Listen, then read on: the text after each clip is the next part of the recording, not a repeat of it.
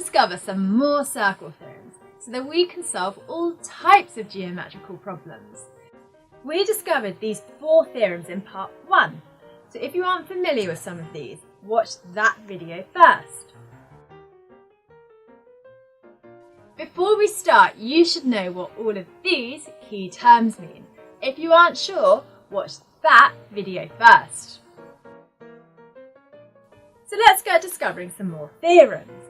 What do you notice about the angle between the tangent and the radius?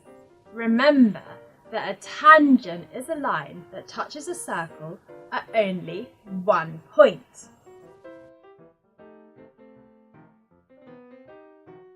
So that's theorem 5.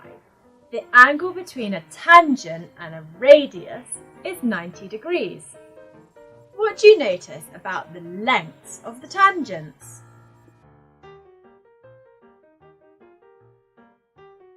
The lengths of 2 tangents from a point to a circle are equal.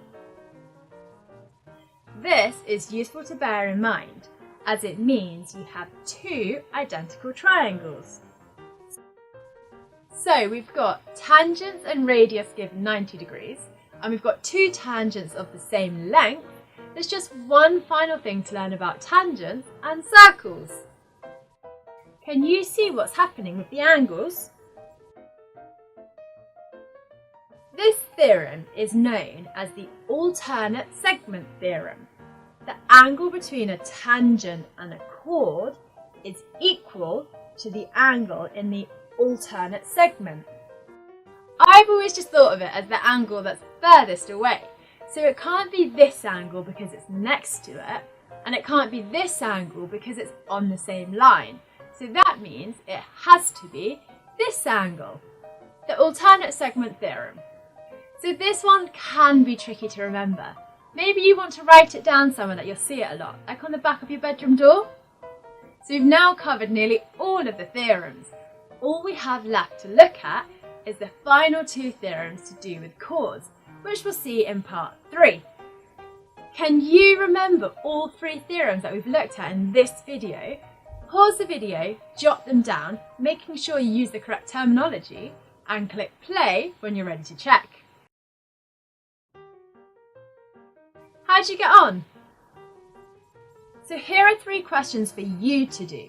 Question 3 requires you to use your knowledge of parallel line angles and isosceles triangles. Pause the video, find the missing angles, and click play when you're ready to check.